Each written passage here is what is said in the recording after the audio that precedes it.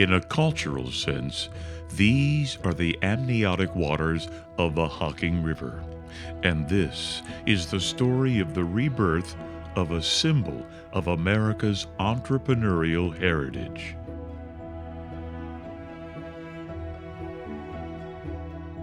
It's a part of who we are as a community, a reflection of the spirit of free enterprise in pioneer America, and a tribute to the mechanical ingenuity of men determined to succeed.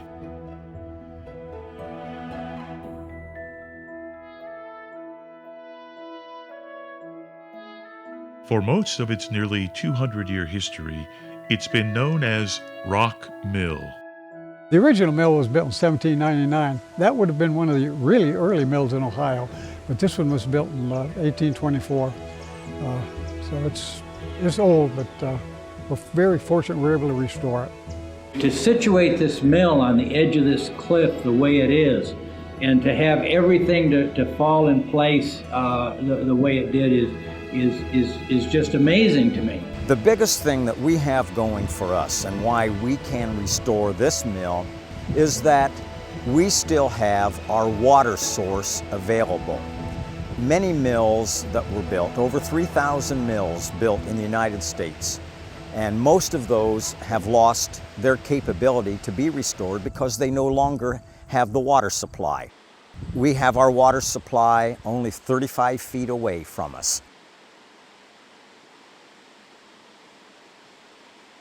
We're actually in an area that was eroded out by the stream, which is the Hocking River.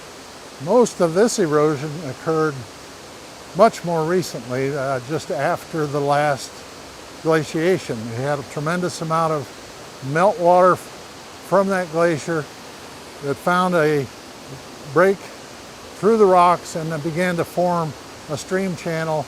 And as that stream flowed, it actually broke away rock and formed this gorge.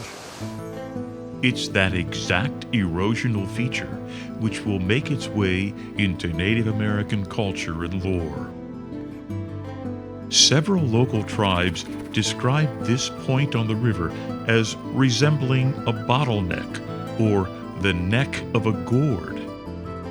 To the frontiersmen, it sounded like Hocking, today's Hocking River. And later, when European settlers began frequenting this spot, they also took note. It was very obvious, and in fact the earliest land surveyors were surveying the township line between Greenfield and Bloom Township, and it comes right within 100 feet or so of this waterfalls, and they even made a special note in their records that said, here's an ideal place for a water mill. And that was back in 1800. So, and I'm sure right shortly after that, this is so unique. There's other places you could put a mill, but there's nothing like this.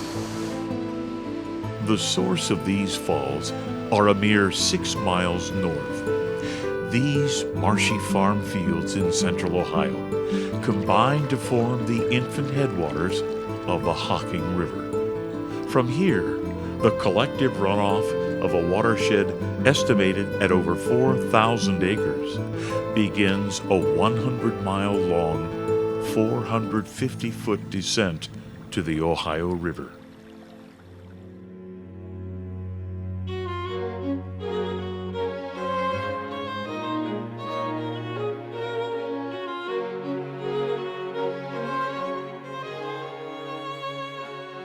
Weakened by time, weather, and neglect, Rock Mill was purchased in 1991 by Robert Stebelton and his wife Rita.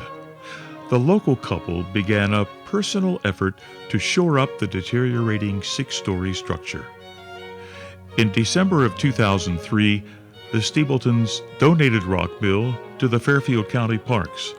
Restoration began 2 years later.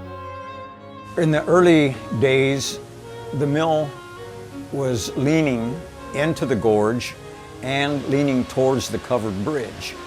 And so the building itself needed to be stabilized.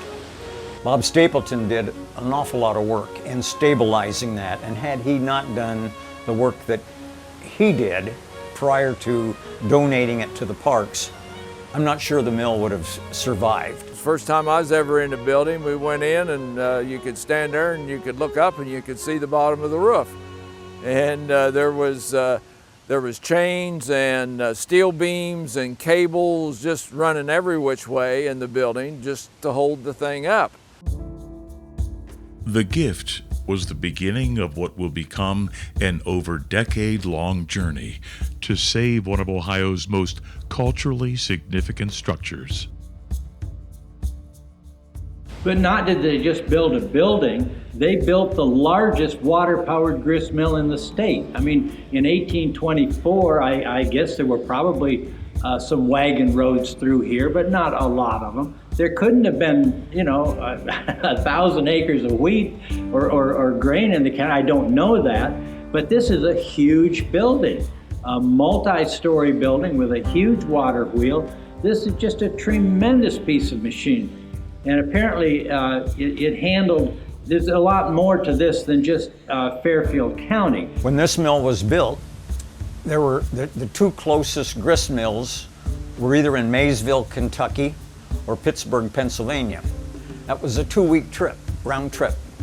And you had to cross the Ohio River twice, once going and once coming, no matter which one of the mills you went to. And if this mill had not been built, I think it would have been a number of years delay before agriculture was developed in this area. It was just too difficult to get the grain milled. But once this mill was built, farming in this area took off immediately. When the mill was built, and the reason it's built so large is that they did not feel there was enough grain grown in the area to justify a grist mill operating 365 days a year. So they were going to card wool and they were going to make blankets in the spring and the summer when they weren't grinding grain.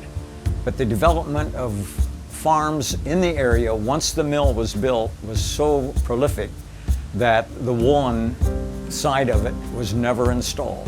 This was so key into getting agriculture into this area of Ohio. And with the canal being built and the national road not that far away, it gave people in this area then an opportunity to get their farm goods to Cincinnati, to Pittsburgh, to other places. Certified timber framer Rick Kotoff described what he thought when he first saw the mill. There's a lot of work here. That was my overall thought. It just almost, you just wonder, where would you start? Where would you begin? But what's nice is you get one area and you see the progress you're making there, and then it looks like, well, this is doable.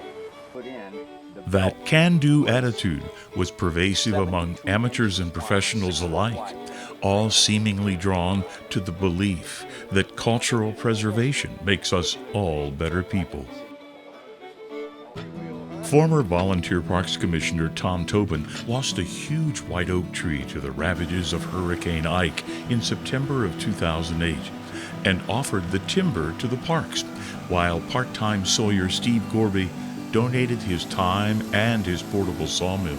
We had a couple logs donated for the restoration of Rock Mill and help the project and do my part. I've been part of the community my whole life, and it's just the mill and the bridge, it's part of everybody's life if you've lived around here. And so being able to do something to help in the restoration is just real gratifying.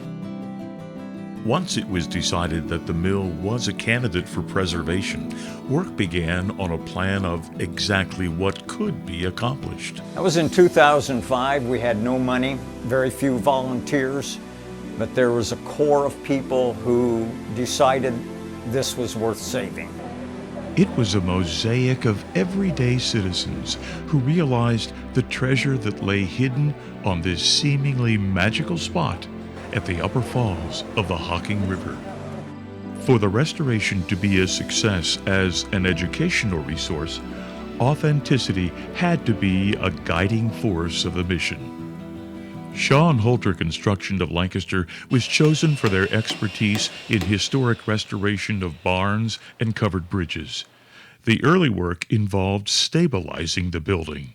We went and started on foundation repair, just where some of the posts had settled. We'd pour some concrete, jack the building up and set it back on the foundation. And that was how we started on it, and then one thing led to another. The skeleton or superstructure of the mill would have to be deemed solid and safe before some extended work could continue. Once again, staying true to the mission of authenticity, the corrugated metal skin of the exterior walls were replaced by timber siding. Work crews custom cut, trimmed, and nailed each course of white oak, plank by plank. On a building like this, you can nail things in, but it doesn't look original. You can tell because this building originally wasn't nailed when it was put together. It was mortise, tenon, dowel. So that's how we're putting everything back together. Chief among the construction methods originally used in Rock Mill is mortise and tenon, a sturdy timber joining system that dates to shipbuilding around 2500 BC. This method locks together two separate pieces of timber into one unifying joint, which becomes stronger over time. The only place we drive nails is where they drove nails. They nailed the floor, they nailed some of the joists. Actually, we didn't nail any of the joists in place at all. They're actually doweled as well. Built when Thomas Jefferson and John Adams were still alive, this restoration of Rock Mill has revealed some historic construction artifacts, like hand-forged nails. These were typically made one at a time by a blacksmith or farrier. These are all cut nails. This in here has got some marks on it that makes it look like it might even be one of the old forged nails. And we've removed some larger ones. You could see where they were blacksmith swedged out, but they're pretty good sized nails. These are some of the original pins that was put when the structure was built. Part of the early reinforcement of the mill included steel plates bolted to hand-hewn beams to strengthen critical stress and load-bearing sections. In some cases, entire portions of the original rotted timbers were excised and replaced or married to new timber of the same grade and size. In other places, old and new met in a lock joint system. Any of the original wood timber already a part of a mill was reused wherever possible. Additional white oak used in the restoration from other sources was stacked and air-dried on site or at nearby locations. It was a major undertaking. And I think that's why a lot of mills these days are not restored, because people today don't take the time, they don't want to spend the time to build the way it was originally built. What we do is we evaluate each board to see whether it's damaged, rotten, what board we want to replace, and then when we do that, then we see, okay, how do we remove that board so we don't damage either board next to it, because they're all tongue and groove, and you don't want to break off either the tongue or the groove on either adjacent board, or you ruin that board. Conscientious restoration requires patience. As my dad always said, the difference between a really good carpenter and a bad one is one that has patience. And that's basically is all it requires, is just patience enough to know to measure well and how to cut right and how to put it together. And mortise and tenon work requires more patience than any other type of construction carpentry. The skilled timber crew is fully aware of the one-of-a-kind nature of the Rock Mill project. The work is not straightforward, and much is based on experienced judgment. The work crew recreated these pockets and stems using electric tools complemented by chisels and mallets. The original builders of Rock Mill had only hand tools and most likely pulleys, cables, and leather belts powered by horses and oxen.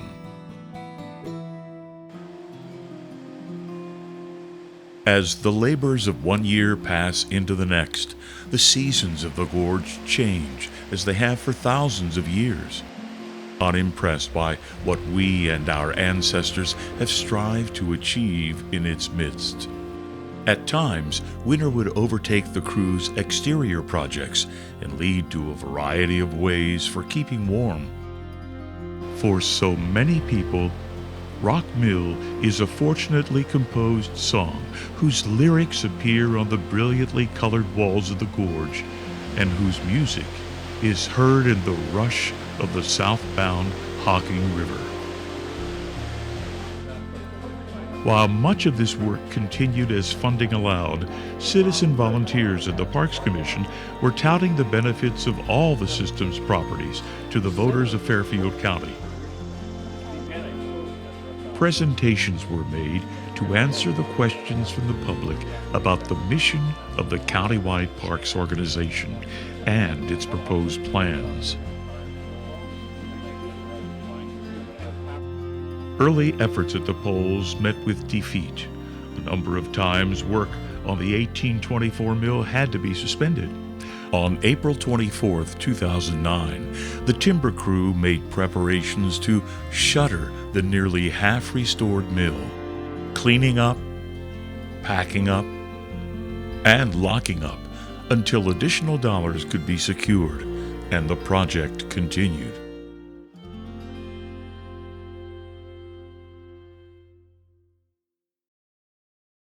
If this is the wheel, and this is that independent gear that sat on there, and this would be that wallower. 2 years earlier, volunteers Jan Elsie and Steve Parker met with millwright Ben Hassett, one of only 4 full-time millwrights in the country. They sought to gauge his possible interest in working on the Rock Mill project. He said he really didn't think he had time. He was so busy. And I'm thinking, how many grist mills can be restored at this point that he's too busy to look at our mill? But I asked him if he would just come and spend 2 days and just look at the mill, tell us whether he felt it was worth being restored.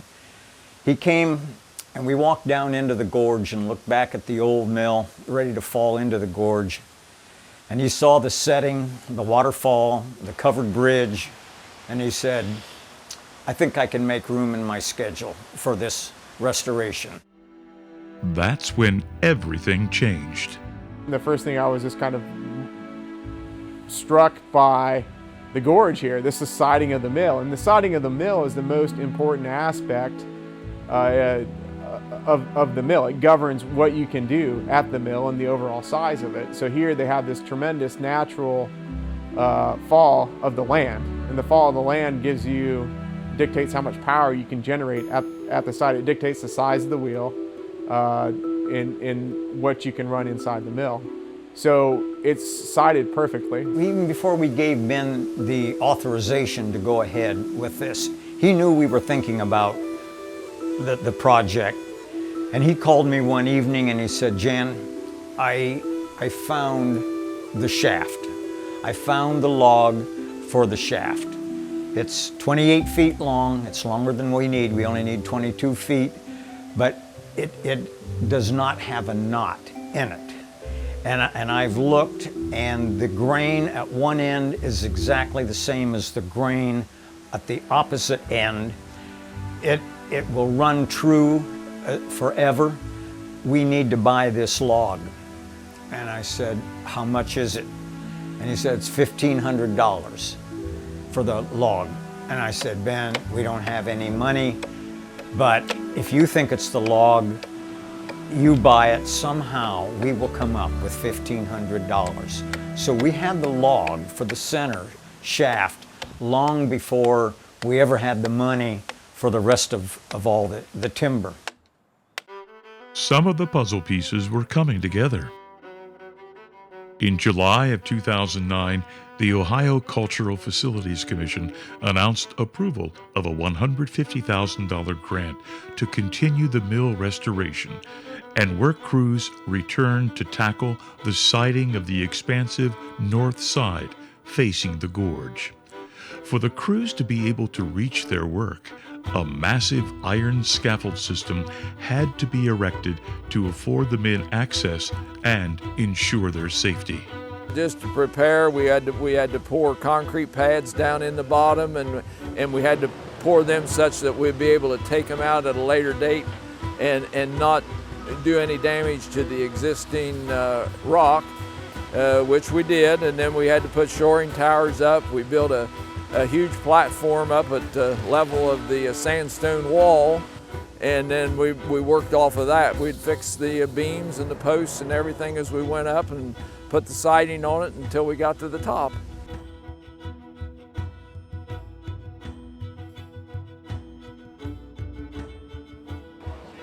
The parks, meanwhile, had conducted 10 levee campaigns since its founding, with each being turned down. Everyone knew that the dream of a countywide park system could not be realized without a reliable funding mechanism supported by the people. Up to this point, the Fairfield County Commissioners had provided the only source of ongoing revenue coming from its general fund, but that was about to change. If you look at it from my perspective and understand that we've spent $1 million over the last 10 years kind of having a park system, and frankly, kind of not. It's time to move on. It's time to win. It's time to go forward in November with a tactically appropriate and legitimate winning campaign. And then if we lose, the parks have to go. The statements re-energized levee proponents and campaign work began anew. Finally, in November of 2011, on the 11th try, the results were positive. The voters approved a 10-year, nearly $10 million levee to sustain the parks. The victory allowed the mission to continue. Labor lay dormant for most of 2011 at the mill, but plans were being made now to schedule the fabrication of the water wheel, some 26 feet in diameter, and the trestle, the structure which would support the massive wheel. The trestle timbers arrived in May of 2012 to the specifications in size and number calculated by the restoration team. The timber crews, now working off-site, began their task of building the trestle, employing the mortise and tenon system they'd used at the mill. Accuracy continued to be of paramount importance at this point. Not only was the timber milled to exact tolerances, each beam had to be measured, marked, and cut precisely for a perfect fit in the foundation piers being set into the floor of the gorge 11 miles away. It's early on a midsummer morning, and time to actually assemble the trestle in the workyard. The preparations have gone well. These beams, some weighing 1,200 pounds each, are lifted and slowly, ever so slowly, guided into place. An experienced hand at the controls makes all the difference. This is the first time these timbers have been joined. It's slow but deliberate work. 1 week later, the trestle and the water box reservoir, also known as the forebay, are transported to the mill after negotiating through some early morning commuter traffic. A 210-ton crane prepares for nearly an hour to perform the spectacle of lowering the trestle and the forebay into the gorge just beneath the mill before a crowd of onlookers. It takes on the feel of a high wire act as the white oak timbers float into place. The dramatic dance which sets the stage for the entrance of the star of the show, the water wheel. Everyone involved with the mill throughout its over decade-long restoration have been equally amazed at what was accomplished here nearly 200 years ago. When you look at the challenges of what would have been required to build a mill of this size up on top 18 feet above the water, it's just amazing that there was that kind of ingenuity, that kind of ability to put that together in any time frame, let alone we understand it was put together in less than 2 years. And to find white oak timber in the area that's this size, you're putting together the timber, it's still green, it's not dried, The center beams are 12 by 14 inches. They weigh 125 pounds per lineal foot in the white oak, and they're 38 feet long.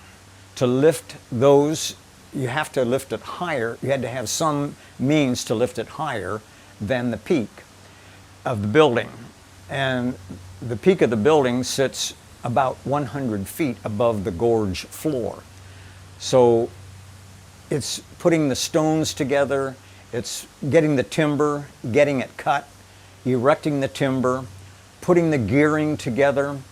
All this was thought up and put together by, we think, several millwrights. We don't think one person could have done all that in that period of time, but what a challenge and what a neat building to preserve.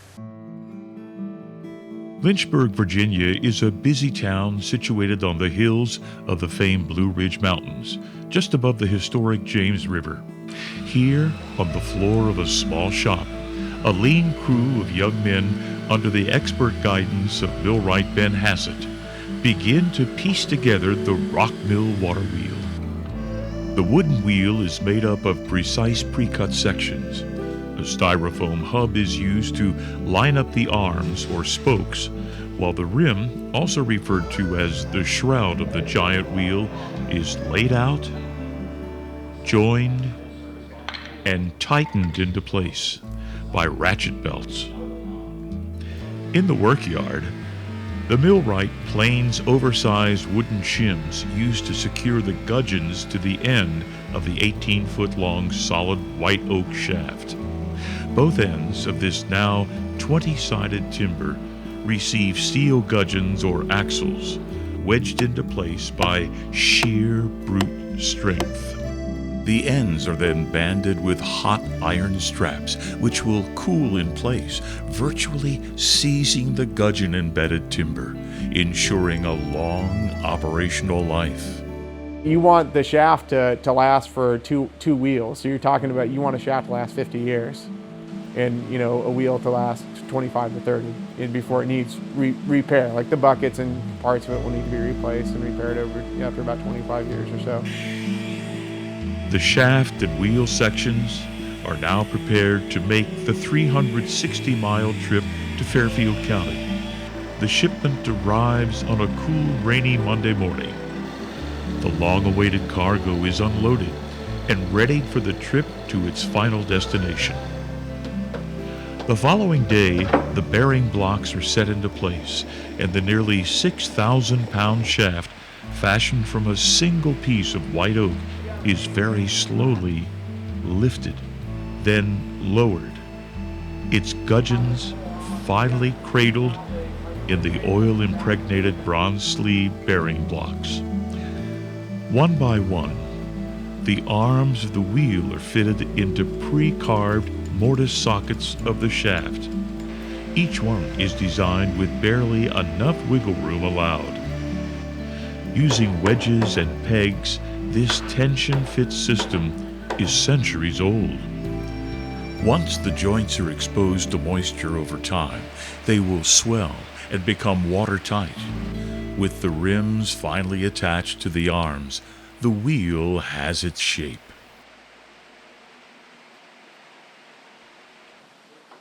Tongue and groove slats are inserted in the pre-cut channels of the rim to form the buckets, and the entire interior circumference of the wheel is enclosed by individual interlocking sole plates. The long-awaited event was celebrated by hundreds of citizens, volunteers, and visitors. Spontaneously, those in attendance were invited to step up and by hand give the wheel a turn. This image becomes a symbol of sorts, a tribute to the people power that every man, woman, and family carried with them through a decade of uncertainty, to a vision and a promise to learn from the past.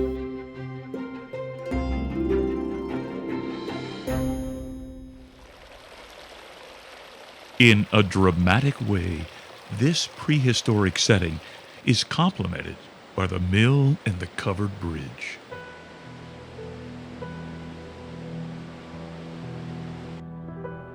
The 26-foot in diameter water wheel now complete, work begins on custom crafting a gearing mechanism to reliably transfer the power of the spinning water wheel to the rotation of perfectly balanced millstones.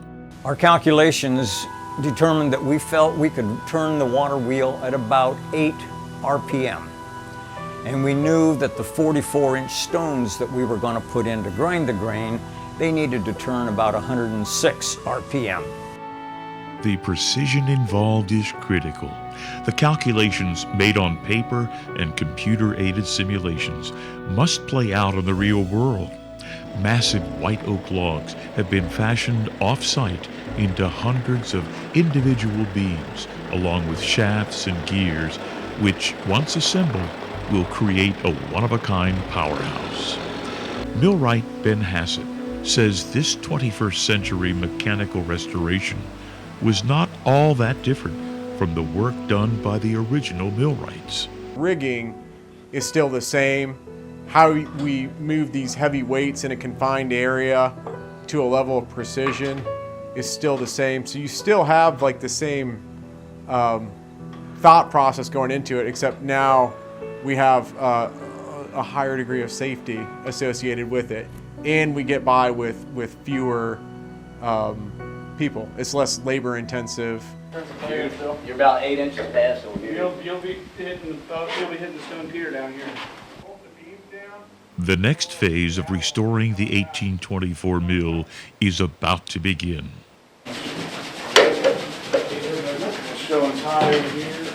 An overhead crane system must be installed to enable timbers, some weighing up to 1,800 pounds, to be guided into position and assembled in tight quarters.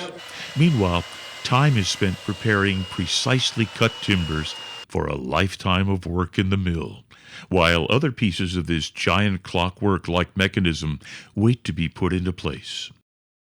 Entering through a small doorway, these massive white oak beams will support the ambitions of the entire restoration. One by one, the timbers are set into place to create what is called the Hearst frame.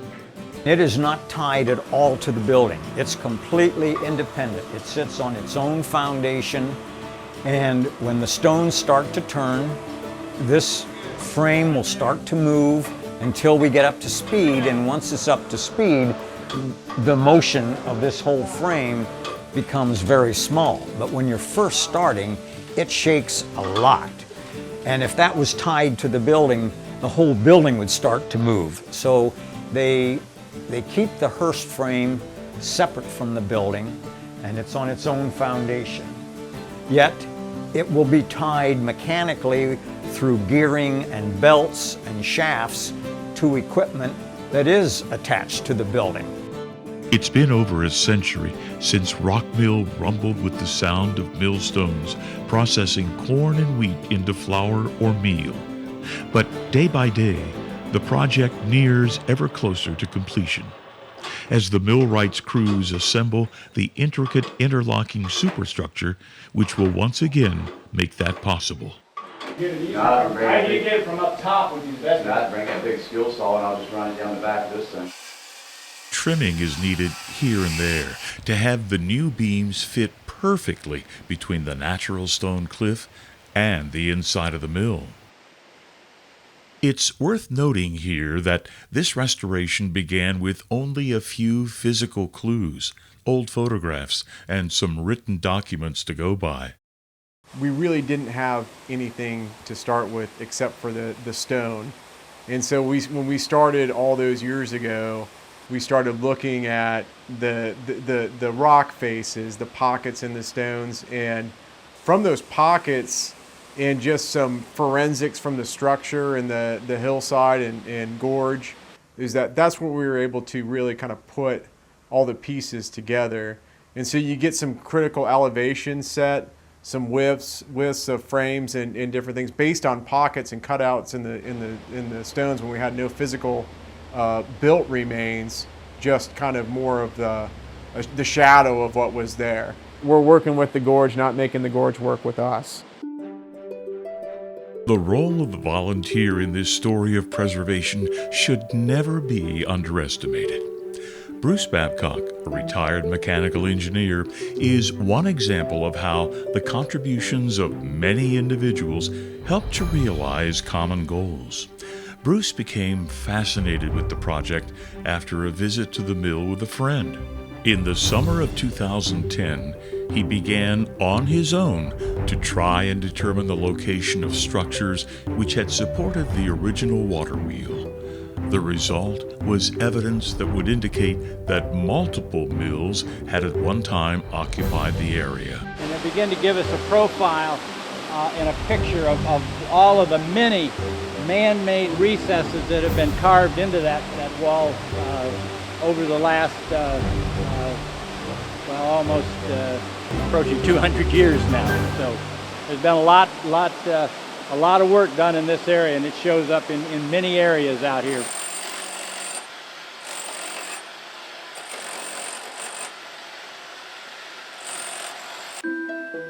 As the hearse frame is being assembled inside the mill, there's work to be done outside on the gorge face, immediately below the power floor, where a pneumatic chisel is used to widen the clearance for the wallower gear. Now the vertical shaft can be lowered into place. Again, these are some of the adjustments made to the nearly 2 centuries old work of German stone carvers to accommodate the workings of today's drivetrain. The concave space created for the vertical shaft was not the only remarkable feat achieved by the immigrant craftsmen. Then they had to cut a gorge through the sandstone to get the water from the dam that had been put in the river to get it over to the wheel. And that little gorge that was hand cut, 3 foot wide, 18 foot deep, 30 feet long. Only one like it in the United States. Hardware now secures the gudgeon-embedded shaft on the power floor level. Accuracy is everything.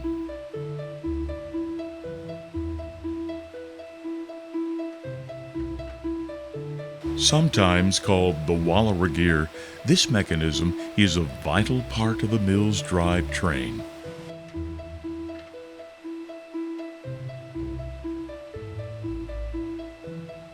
Small adjustments to the alignment of gears will prove to be critical in the ultimate production efficiency of the mill. So much of milling is sensory, where it's feel, and it's something that you just have to develop over time. An example of the experience and care brought to this restoration by the millwright is the application of his own timber-to-timber bonding mixture. So I start with a base that I do 1 part turpentine, 1 part linseed oil, and 1 part beeswax, and it kind of gives me a consistency that I can still apply cold, but when I heat it up and apply it with a brush onto the cogs at different points, it stays, it wicks into the pores, and then it has some tack. So under pressure, under the pressure of the gear train under load, it has lubrication properties, but then it has tack so it doesn't fling off. The great spur wheel with its 64 cogs is key to transferring power to smaller gears called stone nuts, which will drive the runner stones on the floor above. Once the great spur wheel is in place, as the hub of power distribution below the milling floor, the cogs or teeth on the outer circumference are inserted and pegged by dowels on the inside of the wheel. Now, the stone nuts must be inched into place to be meshed with the great spur wheel.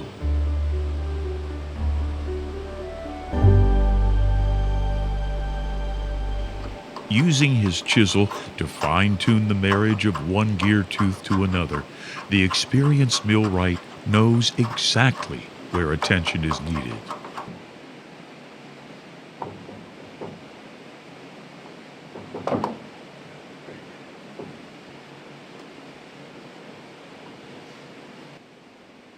The evident craftsmanship that makes this restoration possible is acquired over time. Some believe the future of such skilled practitioners is in doubt. It's really getting hard to find any young folks that are interested in this type of work anymore. Most of my guys have been around for quite a while. They're all just getting close to retirement age. And I just don't know if we're going to ever have any people that are qualified to do this type of work in the future. In the gorge, the 14-foot in diameter pit wheel is coming together layer at a time. The custom handcrafted sections fit together like a circular puzzle, radiating out of the water wheel shaft.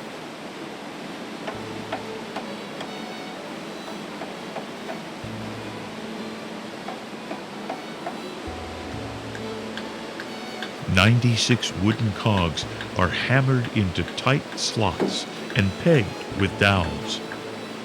Then adjustments are made to hardware and spindle to ensure the stone nuts complete freedom of movement once they are engaged.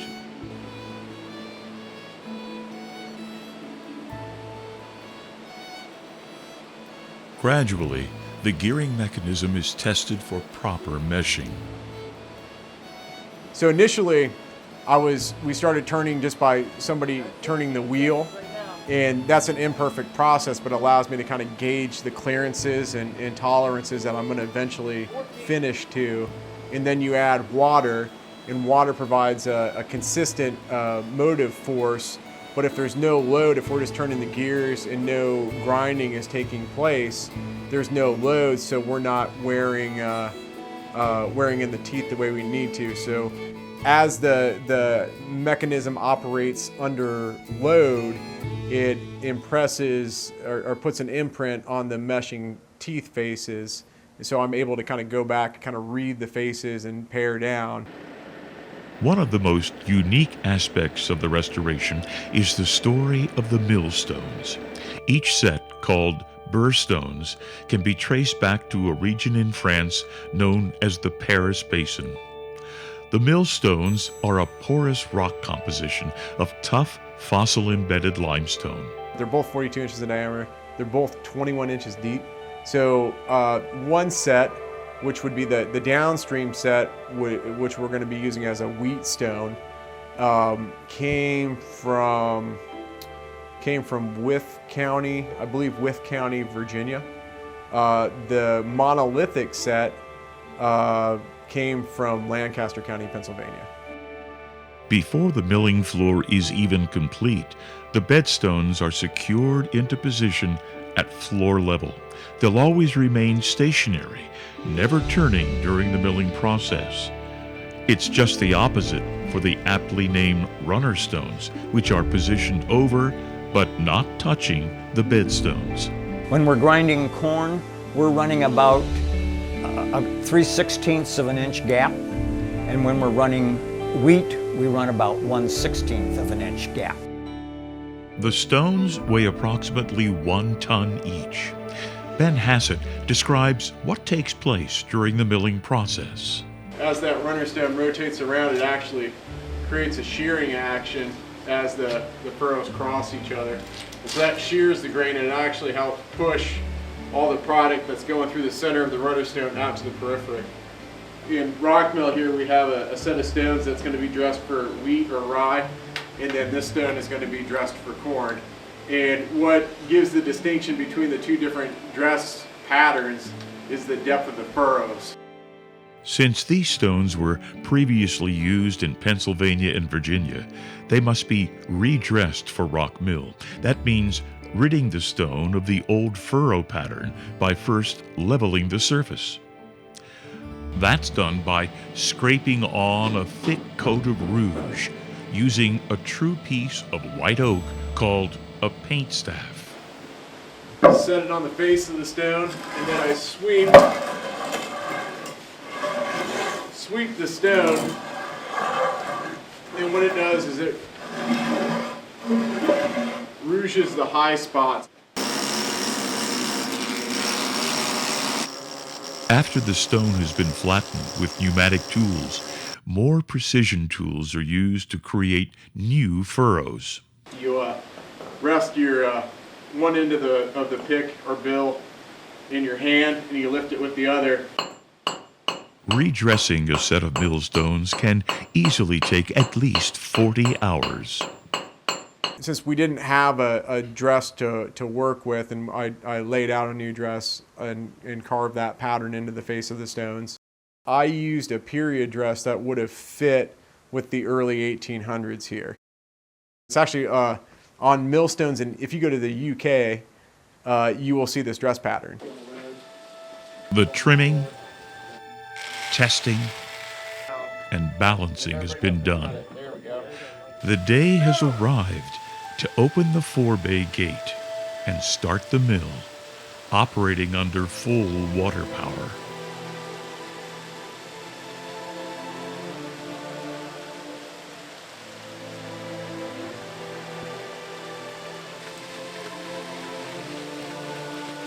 As the massive water wheel begins to rotate, the gearing mechanism engages the powertrain.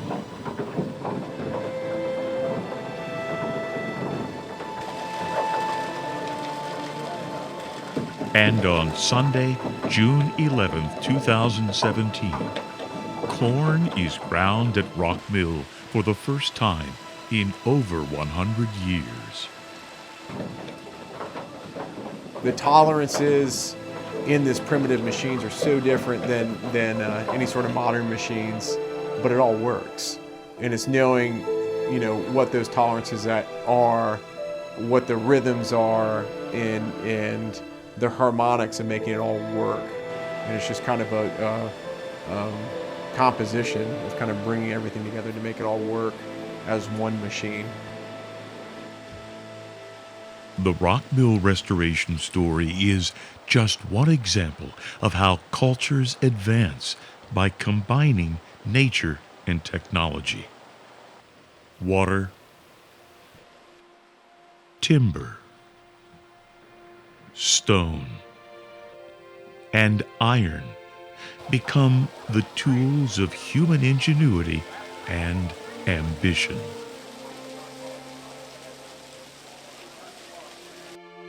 Hassett accepted the challenges of this restoration because he understood the singular cultural significance of this spot.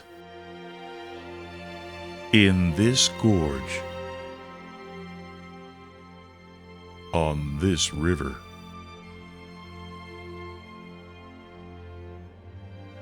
he worked with a keen respect for those who came before him, as he retraced the thought processes of those men with dreams.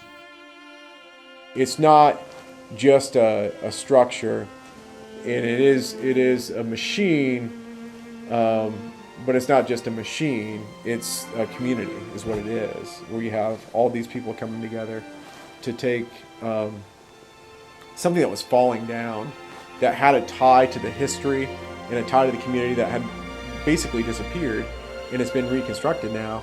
And then at the end of the project, you see people coming back, and I think that's kind of really pulling the whole story together, and I think that's kind of an amazing thing to have in here.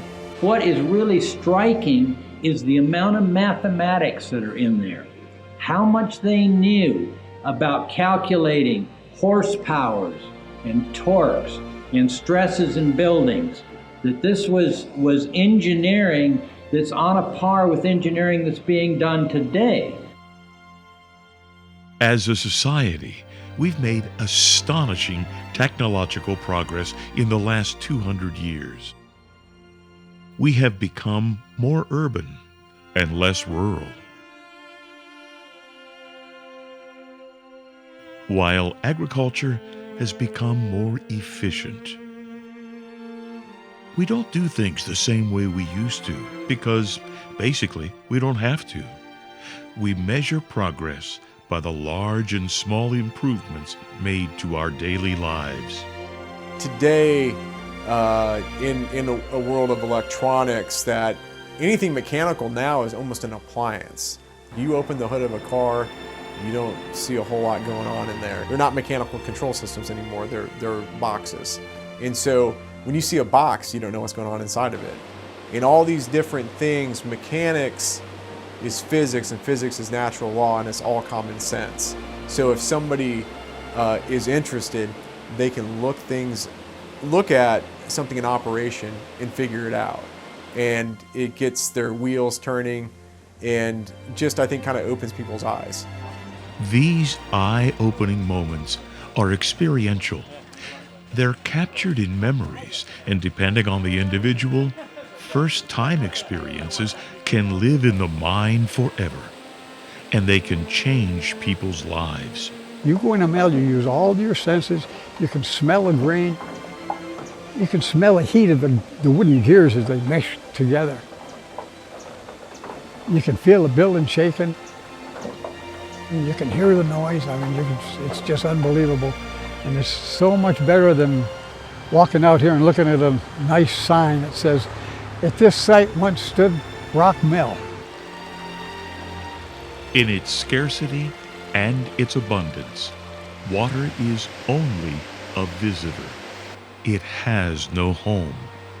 So, in some form and at one time, these very waters overflowed the banks of the Nile, transported ancient ships of discovery, and formed clouds above colonial farms.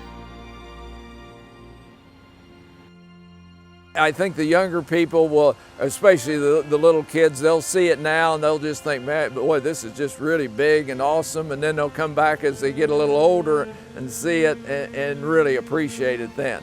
But I find in this now, almost everybody that comes here appreciates what we've done. I've never had anybody, say, well, this was really a waste of time and money. This community came together in a very personal way to do something which spoke to each and every one of them. They came to invest in their future by saving their past.